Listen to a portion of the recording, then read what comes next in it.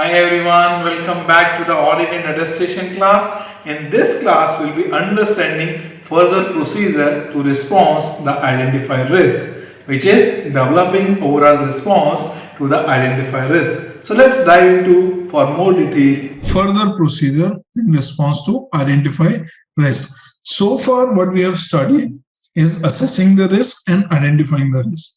Now we have planned the additional audit procedure for those areas and what all those procedures we need to perform at what level, right? First one is develop an overall response to the identified risk. So when you have done like risk assessment and understanding process, you have identified certain risks. When you have performed the walkthrough, you have identified more risks, right? Now it's time to address those risks through the audit procedure. What all things you will be doing? Developing an overall response to those identified risks. To reduce the audit risk to an acceptable low level, the auditor should determine the overall response to address the risk of material misstatement at financial statement line item. The auditor should emphasize the need of maintaining professional skepticism. That's the most important thing, which throughout the audit life, I'm telling you, not only for one engagement, for all engagement you'll be conducting the audit, you have to maintain the professional skepticism. What is professional skepticism? Questioning mindset, right? Keep your eye and ears on, right? In gathering and evaluating the audit evidence, assessing the more experienced staff, assigning the more experienced staff or specialists in the significant or high risk area. So it's being the responsibility of the engagement partner to assign the experienced staff in the high risk area. Now in this table we have summarized type and extent of procedure we perform. So when you are relying on control and when you are not relying on control. So while performing test of control and substantive procedure, this also matter a lot, whether you are planning to rely on control or you are not planning to rely on control, right? So performing a walkthrough is mandatory whether you are planning to rely on control or not planning to rely on control. And when you are planning to rely on control, you will be doing test of control. And we are not planning to rely on control, you are not required to do test of control.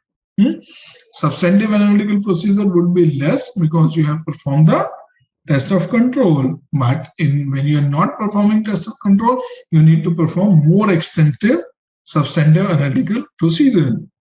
Same way, test of detail, which include inquiry, inspection, observation, confirmation, re-performance procedure, right? You need to perform less if you have already done the test of control and you are relying on control. And if you have not done test of control and you are not relying on control, in that case of scenario, you will be performing more test of detail. Good control environment. When you are getting when you are relying on controls, when you are testing the control, that means it demonstrates a good control environment.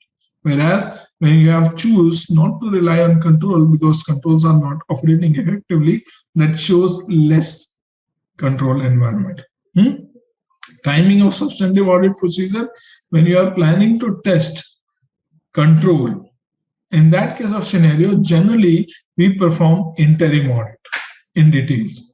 But when you are not relying on control, in that case of scenario, it is more effective and efficient to perform the detailed tests at the year-end level, not at the interim. So because interim audit, performing an interim audit might not be an effective option in that case of scenario. And roll forward procedure, as you are performing interim audit, then you are required to perform a roll forward procedure. And when you are not relying on control, that means you are performing audit at year end. If you are performing audit at year end, then no roll forward is required, right? Risk to be covered from substantive procedure. When you are relying on control, less. But when you are not relying on control, then all your risk is being covered by substantive audit procedures. Make sense?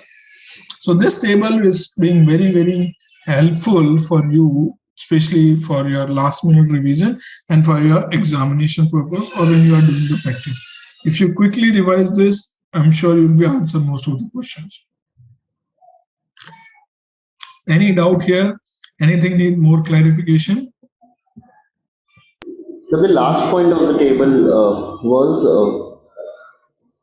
this one, risk to be, no, roll forward procedures. So this, I did not get this point. Roll forward Okay. procedures. So what is roll forward procedure? Gurmeha, Kush, So basically, once we perform testing at the interim, so we'll roll forward the numbers to when we perform at the year end. So that is what we call as roll forward, or when we start testing, we check the procedure performed previously. So that is basically a roll forward. Yeah, Kush, Nimisha, you guys want to add something? Just breathe. Oh boy.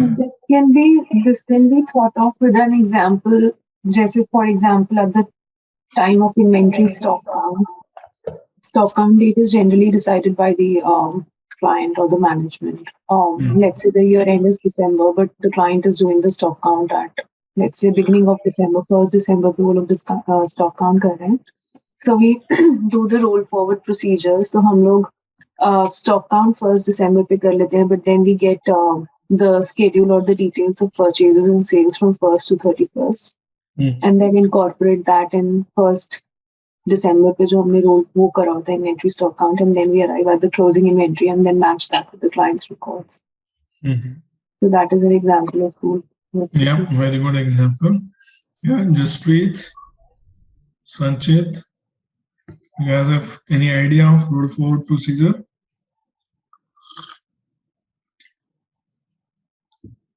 No idea? Or you left for the day? Sanchit Karbanda, are you here? Jasprit Singh Lamba. Yes, sir. What is roll forward procedure? $1 million question for you.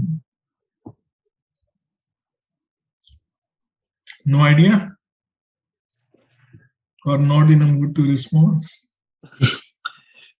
It's basically the procedures which we roll forward from prior year work papers.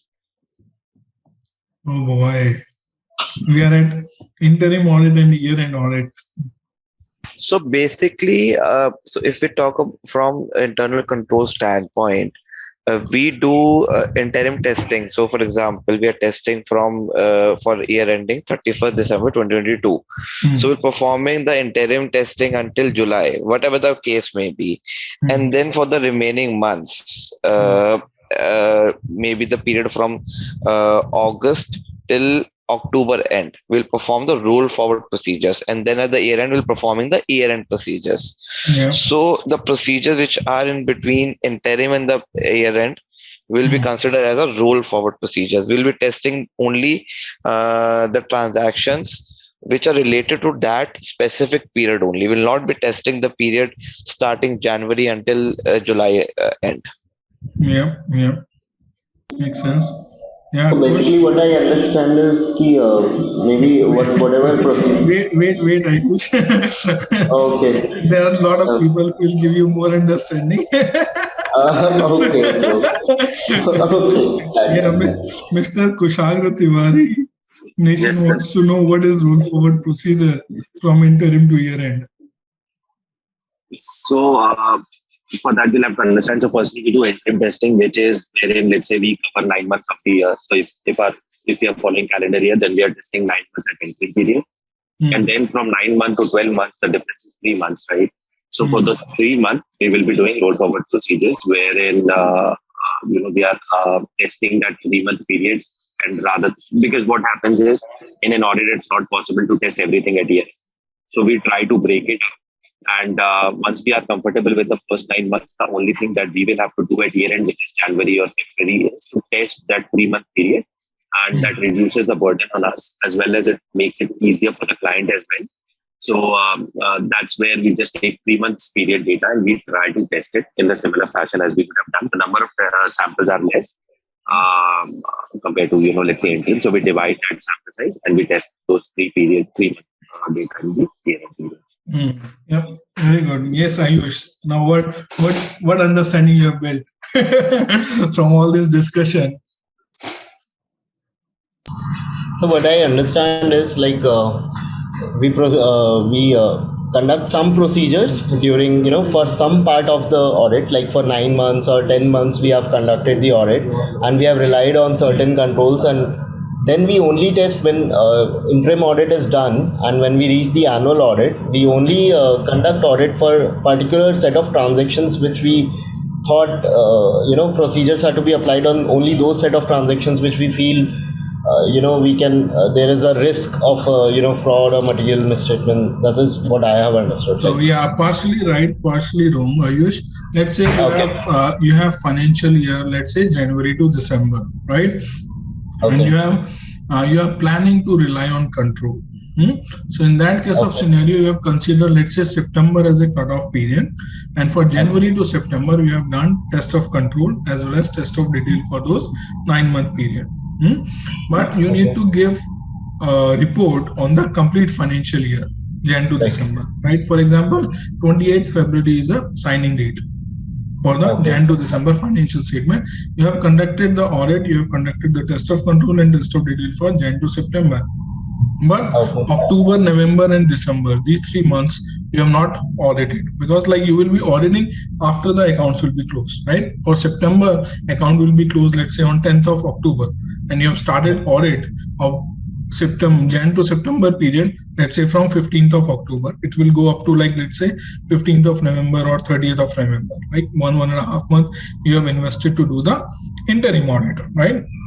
And then the year end will be December, and let's say company is closing their books on 10th of January, and then you will start doing audit from 11th of January, but you need to conclude the entire financial statement audit by 28th of February to give the report, right? There would be a lot of huge work which you need to finish off, especially if you look at like big company like Amazon, Trimble, Facebook, Intel, General Motors, these kind of big company, right? So it would not be practically possible to conduct all the things in those 1.5 months, which time actually you get. So to make it more effective and efficient audit, generally we break it into interim audit and year-end audit. So that 9 months things we have done in detail for both test of control and test of detail. So now we'll be doing only for those 3 months which we have not done, and the year-end closing areas for which additional audit procedure is being required for those balance sheet items, right? So we will be doing all the transactions, but for that interim period. For that 3 months period. All the procedures which we did for the 9 months, we'll be doing. We'll not be missing out or skipping out on anything. It would be just a reduced set of transactions and the period for which we'll be. For example, if you are testing control on sales, right? So let's say you need to test 25 sample for the year.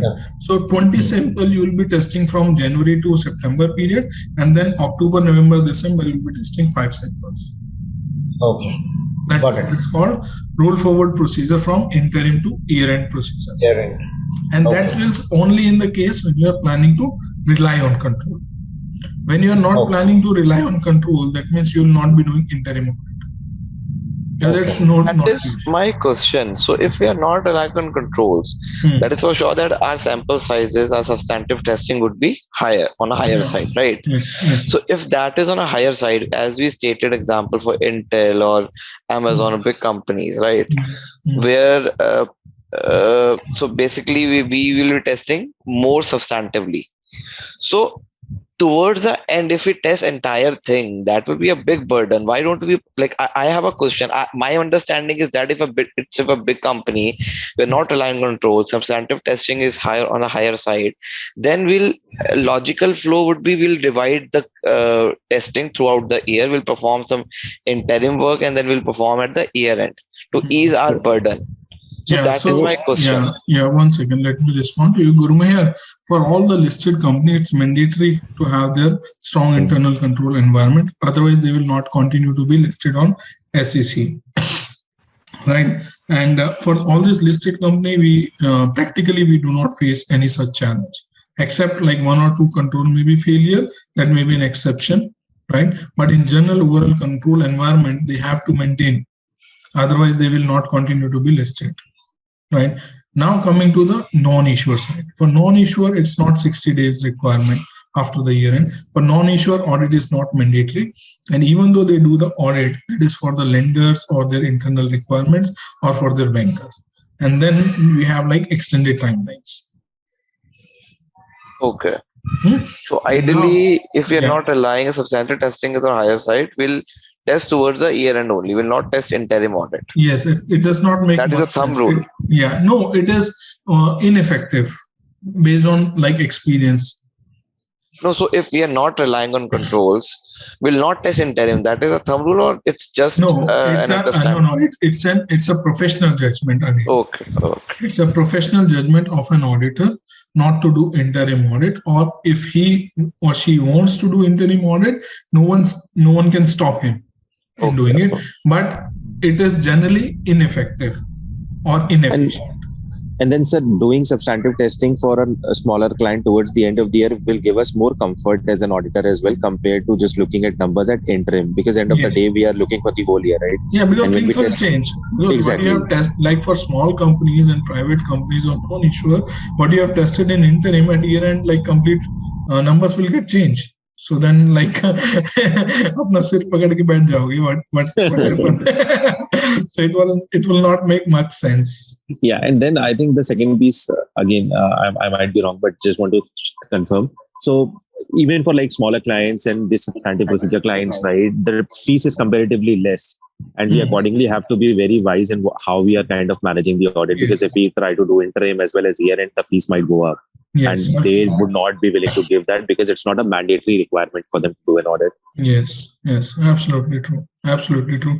But like sometime, like for example, like it's a non-issuer, but they planning to go for IPO next IPO, year. Right, exactly. Right? In that case of scenario, they will ensure the appropriate control environment meeting the IPO requirement of SEC. Yes, because then they are into IPO readiness, right? So they will have to bear that piece, otherwise they won't get listed. Yes, fees also, and they have to maintain those control environment because before they can get listed or public as well, right? Yes, for the IPO. Like in this case, in case of Yatra Online Limited, which is getting listed right now. Okay, we were not getting any audits. We were interim audits were not being conducted from till last year. But since this year, now that it has filed the application with SEBI and everything has been done, we have seen that quarterly audits are being done. So basically that may be because SEBI wants those financials and audited for the interim period as well.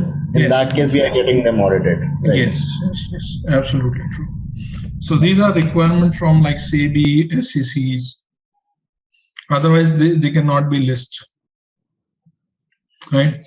So there is a contrary argument as well here. Performing audit procedure before year end may assist auditor in identifying significant matter at early stage. Consideration to design and perform the further audit procedure that are response to the audit risk. This one is second line, my bad. So there's a contrary argument here also, which we were discussing. Like, like when you do like audit at interim stage, you will early identify the significant matters. But it's completely a professional judgment of an auditor, whether they wants to do interim audit for a non-issuer or for a company on which they are not planning to rely on controls. But generally, what the practical experience I have gained and I have seen from others, we do not do generally interim audit for non-issuers or for the company on which we are not planning to rely. So generally, it's an ineffective or inefficient, and it will end up cost more than the revenue generally. So, but it's again professional judgment of an auditor, right? Consideration to design and perform the further audit procedure that responds to the assessed risk include significance of the risk, how significant that risk is. Accordingly, you will plan additional audit procedure, likelihood of misstatement, how frequently that misstatement you are expecting could be happen, right? Characteristics of the class of transaction, account balance and disclosure, specific control and their effectiveness in preventing, detecting or correcting the misstatement, result of analysis which you have performed, including data analytics, to determine the relationship among the variables and basis of developing those planned audit procedure, right? So these are certain considerations to plan and develop further audit procedure around the significant risk area which you have identified. It's an auditor judgment to determine whether it is more effective to use combined approach, that is test of control or test of detail, or use a substantive approach. This is for non-issuer.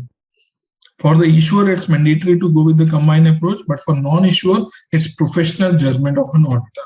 If auditor feel testing of control is more effective approach to conduct the audit, then they will choose to go with the test of control.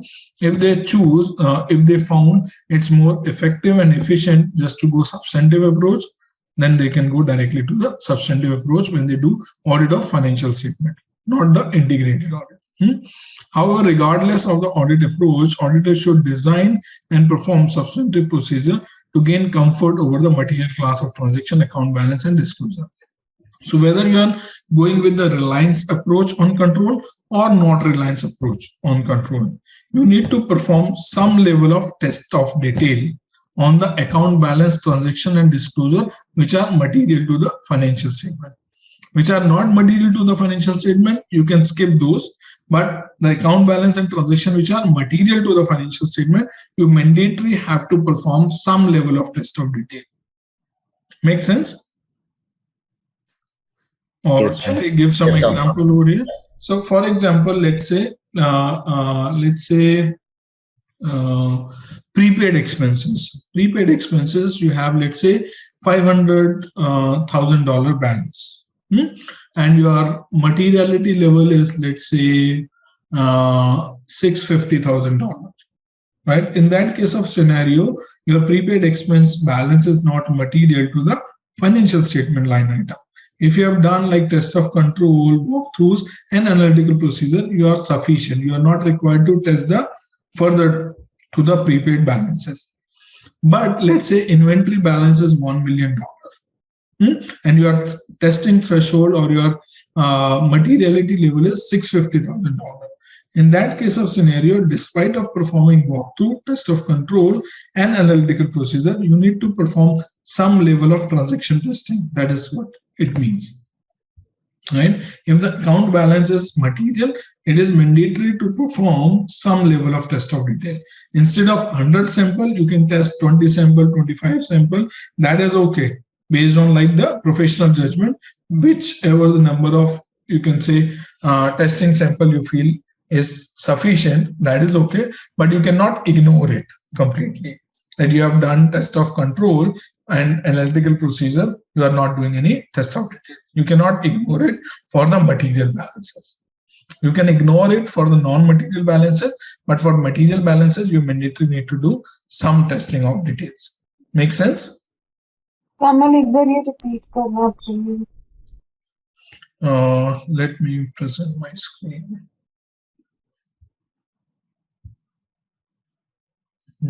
So, can you see whiteboard? For example, you have Yes, sir. prepaid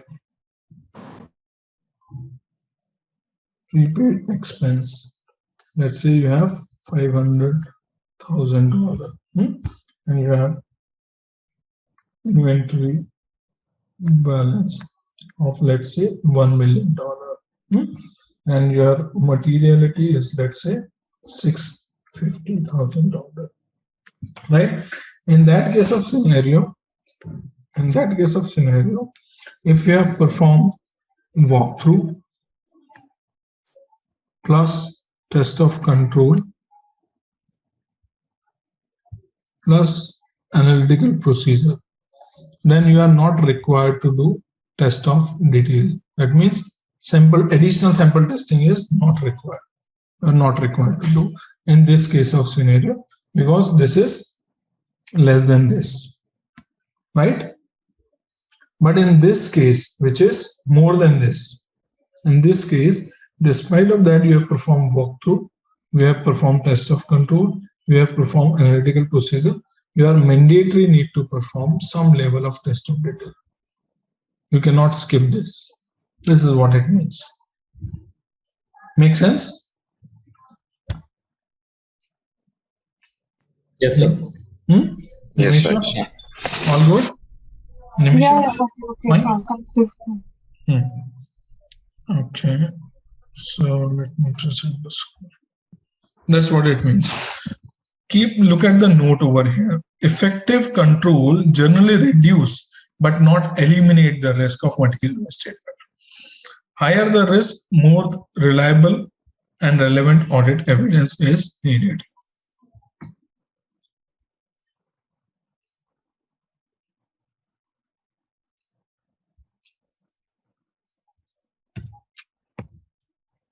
Right?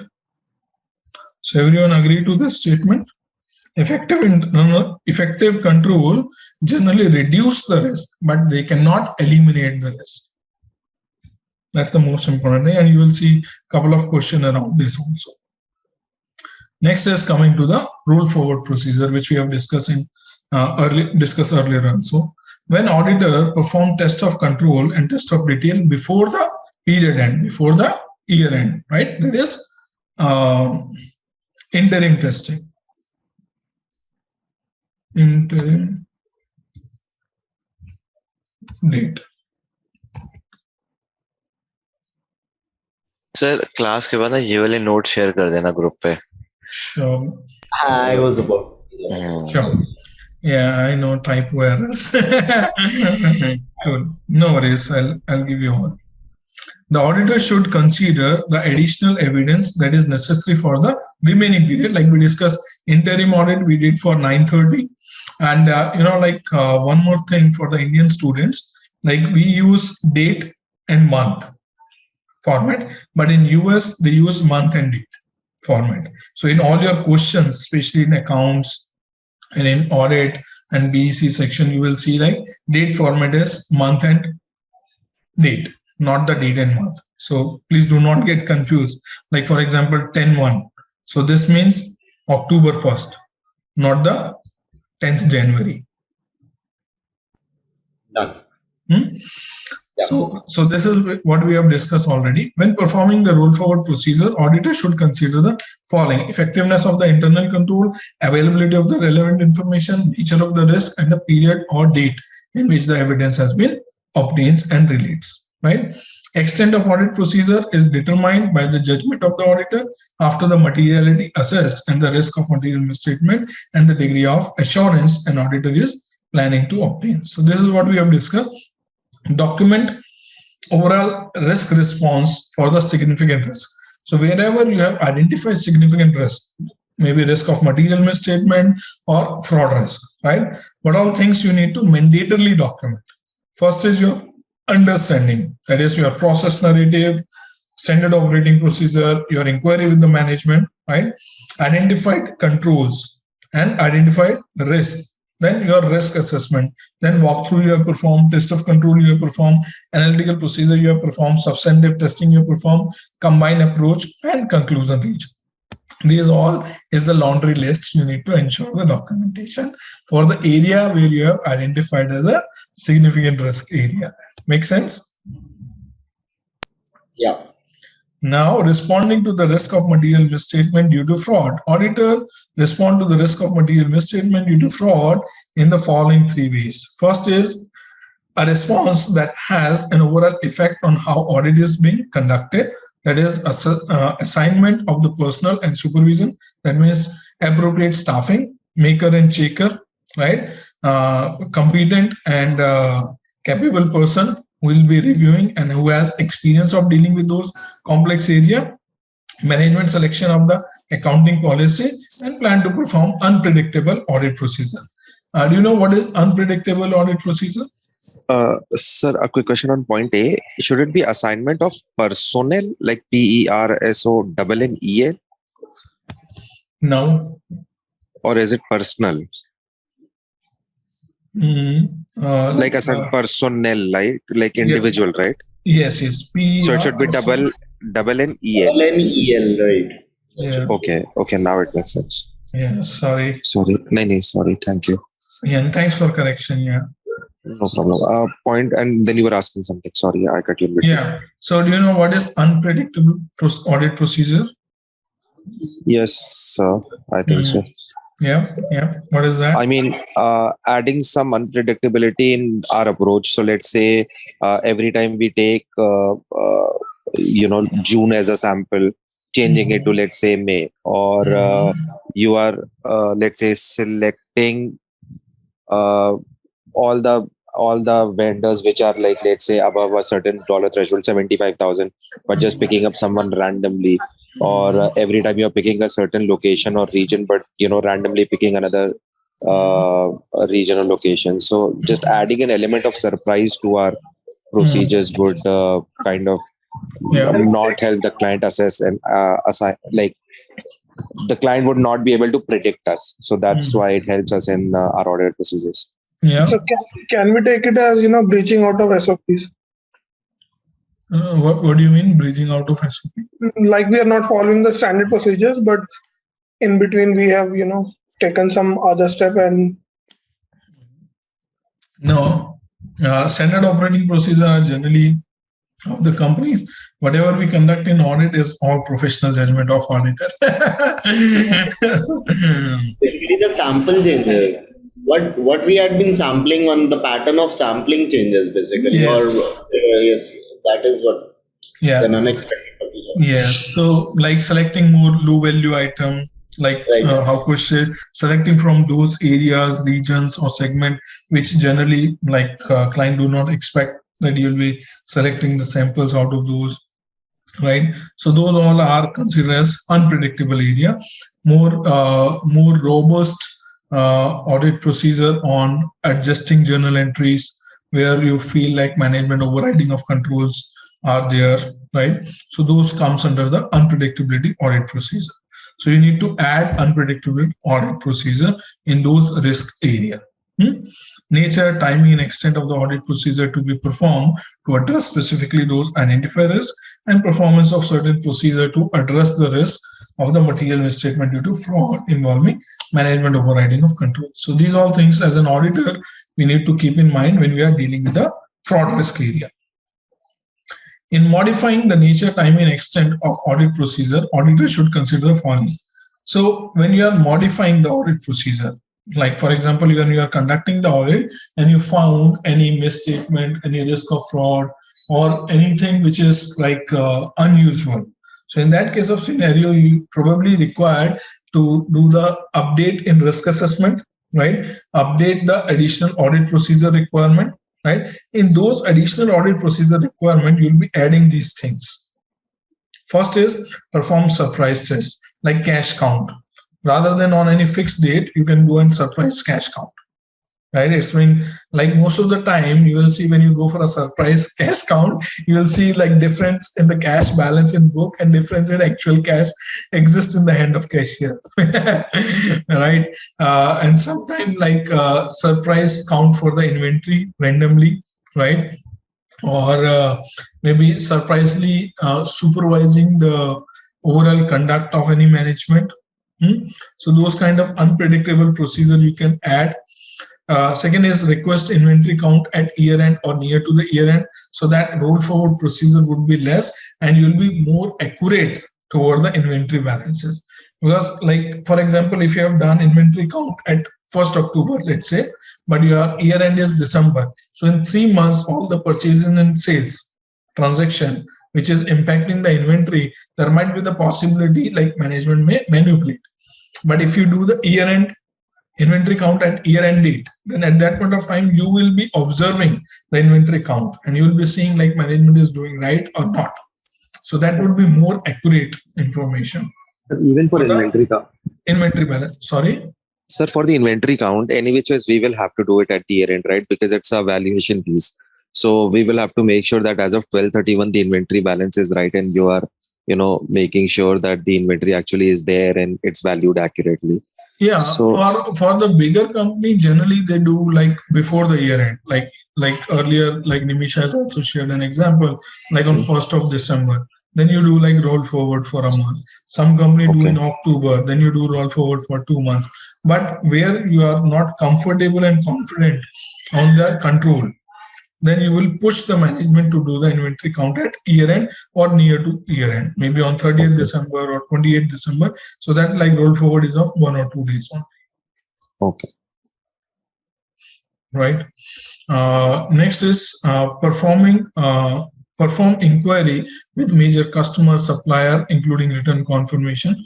Perform disaggregated level of substantive analytical procedure, which we have discussed.